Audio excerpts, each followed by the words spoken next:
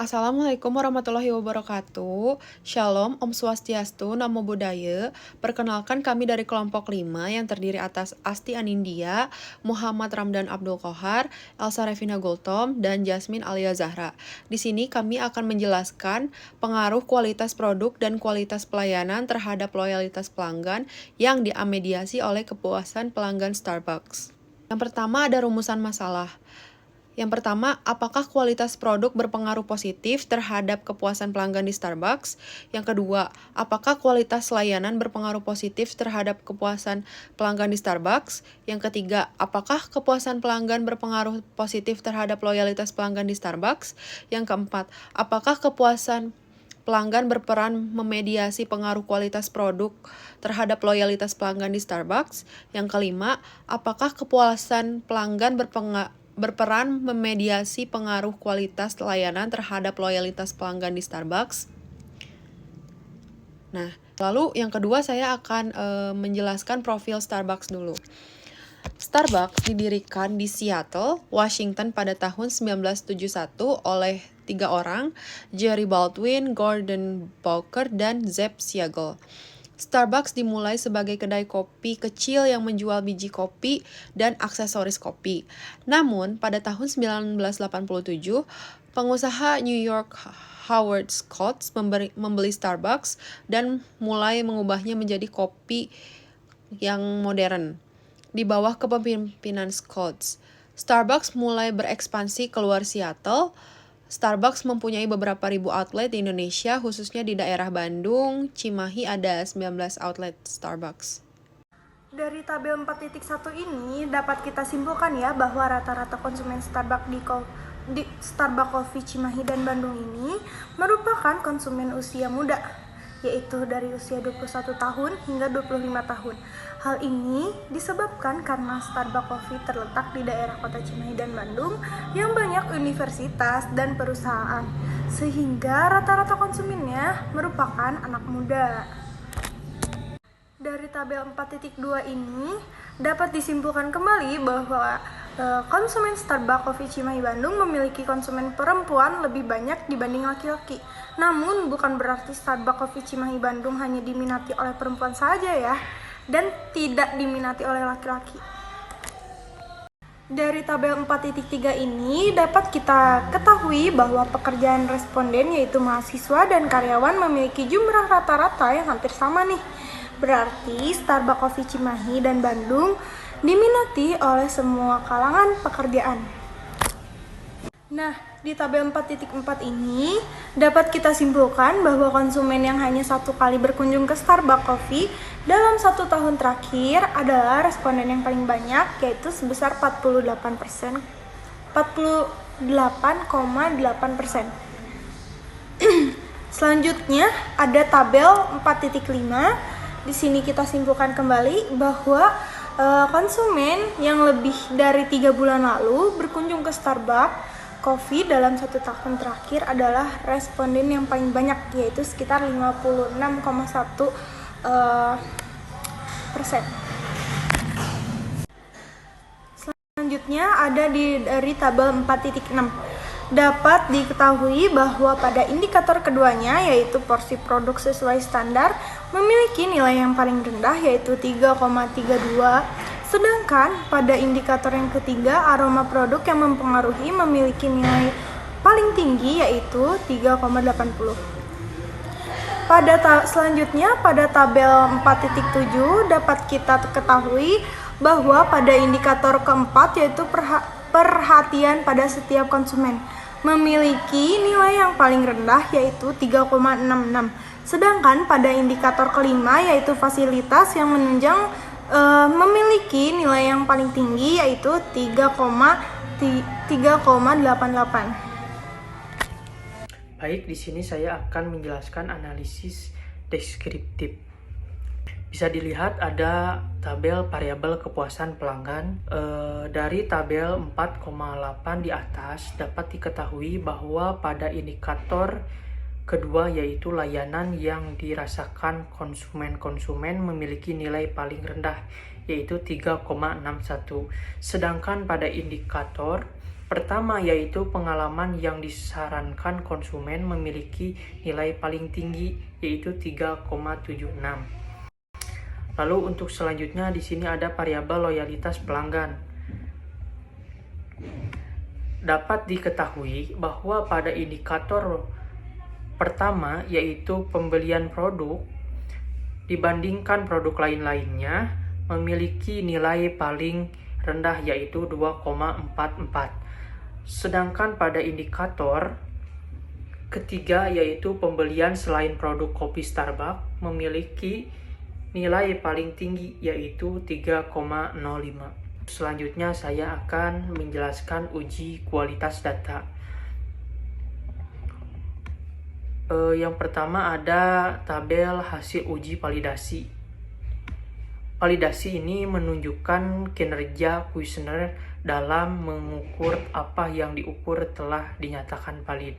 Dapat diketahui bahwa seluruh item pernyataan dari 41 responden menyatakan bahwa hasil dari data secara keseluruhan tersebut dihasilkan data valid. Hasil ini diperoleh dari nilai R hitung lebih besar nilai R tabel. Berarti keseluruhan item dipergunakan dalam penelitian. Di sini ada tabel hasil uji reliabilitas. Berdasarkan tabel hasil uji reliabilitas, bahwa hasil uji reliabilitas terdapat keseluruhan variabel menunjukkan nilai Cronbach's alpha lebih besar 0,6.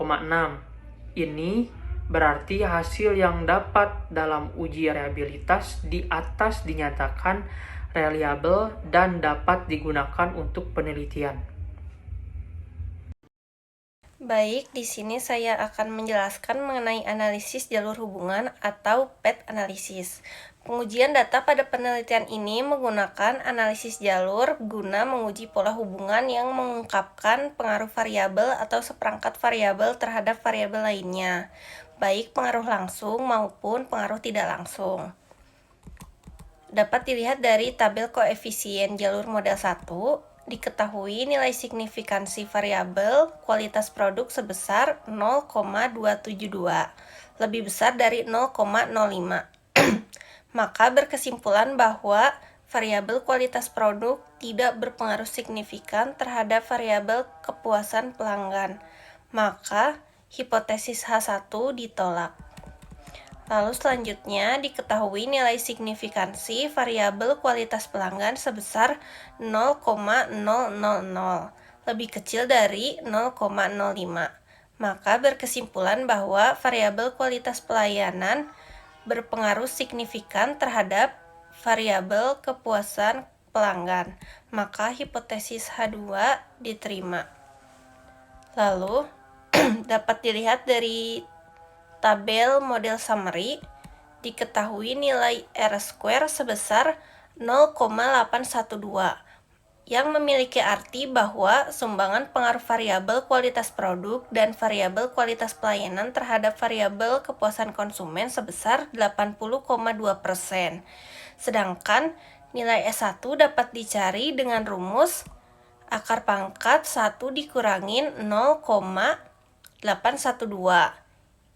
yang memiliki hasil 0,434. Lalu adapun diagram jalur model 1. Untuk variabel kualitas produk berpengaruh langsung terhadap kepuasan konsumen sebesar 0,159. Lalu untuk variabel kualitas layanan berpengaruh langsung terhadap kepuasan konsumen dengan nilai 0,764. Untuk nilai-nilai tersebut dapat dilihat di tabel koefisien jalur model 1, lebih tepatnya di standarized koefisien. Lalu selanjutnya yaitu ada jalur model 2. Dapat dilihat dari tabel koefisien jalur model 2, diketahui nilai signifikansi variabel kepuasan konsumen sebesar 0,056, lebih besar dari 0,05. Maka berkesimpulan bahwa variabel kepuasan konsumen tidak berpengaruh signifikan terhadap variabel loyalitas pelanggan, maka hipotesis H3 ditolak. Lalu, diketahui nilai signifikansi variabel kualitas produk sebesar 0,058, lebih besar dari 0,05. Maka berkesimpulan bahwa variabel kualitas produk tidak berpengaruh signifikan terhadap variabel loyalitas konsumen. Lalu diketahui nilai signifikansi variabel kualitas pelayanan sebesar 0,306, lebih besar dari 0,05. Maka berkesimpulan bahwa variabel kualitas pelayanan tidak berpengaruh signifikan terhadap variabel loyalitas konsumen. Lalu dapat dilihat dari tabel model summary, diketahui nilai R-square sebesar 0,439, maka memiliki arti bahwa sumbangan pengaruh variabel kepuasan konsumen, variabel kualitas produk, dan variabel kualitas pelayanan terhadap variabel loyalitas konsumen sebesar 43,9%. Sedangkan nilai E2 dapat dicari dengan rumus akar pangkat 1 dikurangi 0,439 yang memiliki hasil 0,749. Adapun diagram jalur model 2. Untuk variabel kualitas produk berpengaruh langsung terhadap variabel loyalitas konsumen sebesar 0,49.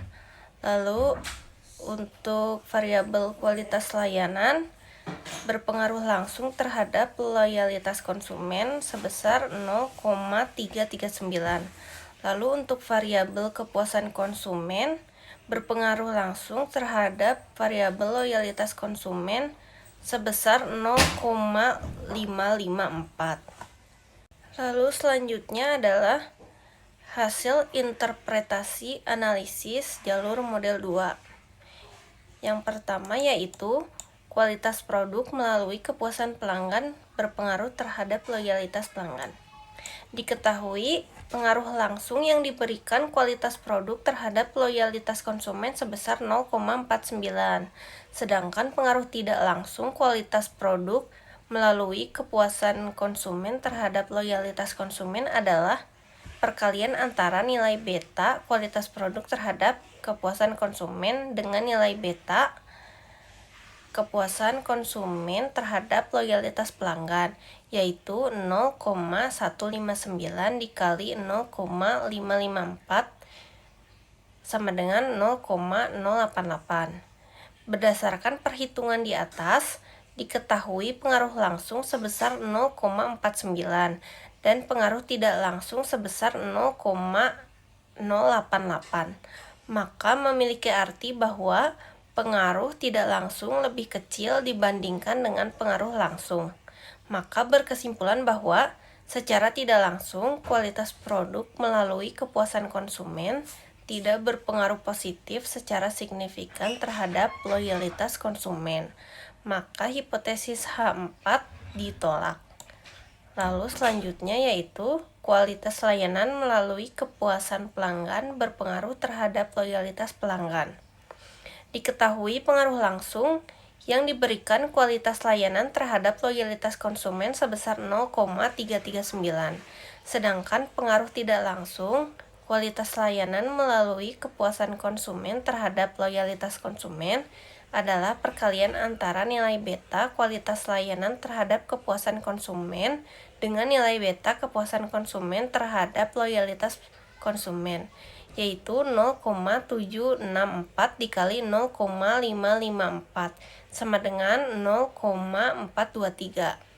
Berdasarkan perhitungan di atas, diketahui pengaruh langsung sebesar 0,339 dan pengaruh tidak langsung sebesar 0,423. Maka memiliki arti bahwa pengaruh tidak langsung lebih besar dibandingkan dengan pengaruh langsung. Maka berkesimpulan bahwa secara tidak langsung kualitas layanan melalui kepuasan konsumen berpengaruh positif signifikan terhadap loyalitas konsumen. Maka hipotesis H5 diterima. Lalu yang terakhir, tibalah kita kepada saran. Yang pertama, Starbucks diharapkan dapat mempertahankan dan meningkatkan kualitas pelayanan yang mereka miliki saat ini.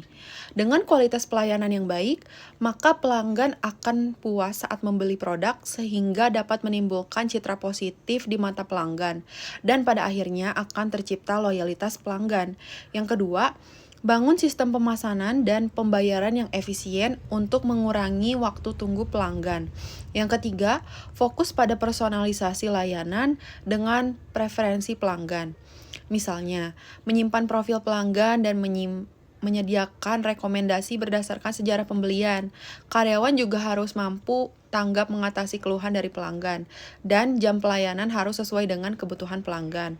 Kemudian yang terakhir, diharapkan hasil penelitian ini dapat dipakai sebagai acuan bagi peneliti selanjutnya untuk mengembangkan penelitian ini dengan mempertimbangkan variabel lain di luar variabel yang sudah ada dalam penelitian ini. Demikian presentasi ini kami sampaikan. Mohon maaf bila ada kesalahan. Terima kasih untuk Ibu dan saudara-saudara sekalian atas perhatiannya. Akhir kata, wassalamualaikum warahmatullahi wabarakatuh.